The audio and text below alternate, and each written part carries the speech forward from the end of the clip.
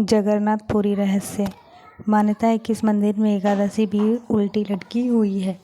एकादशी व्रत का हिंदू धर्म में बड़ा महत्व है। वरुणा एकादशी पर भगवान विष्णु के 5वें अवतार वामन की पूजा की जाती है। वैदिक कैलेंडर माह में बढ़ते शुक्ल पक्ष और घटते कृष्ण पक्ष चक्र का 11वां चक्र दिवस तिथि पर एकादशी व्रत रखा जाता है। एकादशी पर चावल नहीं खाए जाते हैं, चाहे व्रत रहे या ना रहे, लेकिन एकादशी पर हिंदू धर्म में चावल खाने की मनाही है। लेकिन उड़ीसा के जगन्नाथपुरी मंदिर में एकादशी के दिन चावल खाने की विशेष परंपरा है।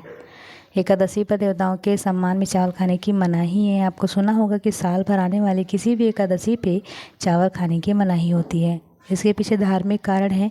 विष्णु पुराण में इस बात का जिक्र है कि एकादशी के दिन चावल खाने से पुण्य फल की प्राप्ति नहीं होती है। चावल के हविष्य अन्य अर्थात देवताओं का भोजन कहा जाता है। देवी देवताओं के सम्मान में हर एकादशी तिथि पर चावल का सेवन करना वर्जित माना जाता है। जगन्नाथपुरी में एकादशी के नियम लागू नहीं होते हैं। एक अन्य मान्यता के अनुसार महर्षि मेघा माता शक्ति के क्रोध से बचने के लिए एकादशी के दिन ही अपने शरीर का त्याग कर दिया था। महर्षि का जन्म चावल और जौ के रूप में हुआ था, इसलिए इस दिन लोग चावल नहीं खाते हैं।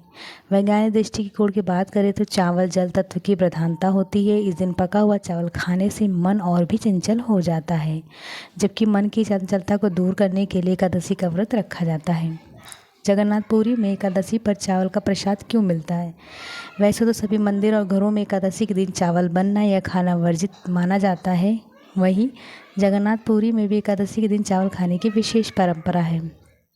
पौराणिक कथा के अनुसार एक बार ब्रह्म देवता स्वयं जगन्नाथपुरी भगवान जगन्नाथ का महाप्रसाद खाने की इच्छा से पहुँचे, लेकिन तब तक महाप्रसाद समाप्त हो चुका था।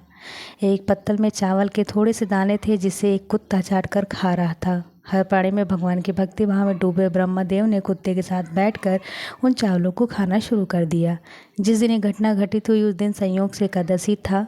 ब्रह्मदेव के कुत्तों के साथ उनके महाप्रसाद का चावल खाते देख भगवान जगन्नाथ प्रकट हुए और बोले कि आज से महाप्रसाद में एकादशी का कोई नियम लागू नहीं होगा। इस धाम में स्वयं विष्णु, भगवान श्रीहरि, बलराम जी व माता सुभद्रा की प्रतिमाओं के साथ विराजमान हैं। यहाँ दिन भर में 4 बार भोग लगाने के साथ आरती की जाती है। भक्तों को जगन्नाथपुरी के दर्शन करने के साथ वहाँ के महाप्रसाद लेना भी आवश्यक है। कहा जाता है कि एकादशी माता ने महाप्रसाद का निरादर कर दिया था, जिससे दंड स्वरूप भगवान विष्णु जी ने उन्हें बंधक बनाकर उल्टा लटका रखा है। भगवान विष्णु ने कहा था कि मेरा प्रसाद मुझसे ही बड़ा है। जो भी व्यक्ति यहाँ आकर मेरा दर्शन करेगा उसे महाप्रसाद ग्रहण करना आवश्यक है। धार्मिक मान्यताओं के अनुसार कलयुग में जगन्नाथपुरी धाम में मक्खन, मिश्री तथा 56 भोग भक्तों में बांटा जाता है। यही प्रसाद ही एकादशी पर खाया जाता है।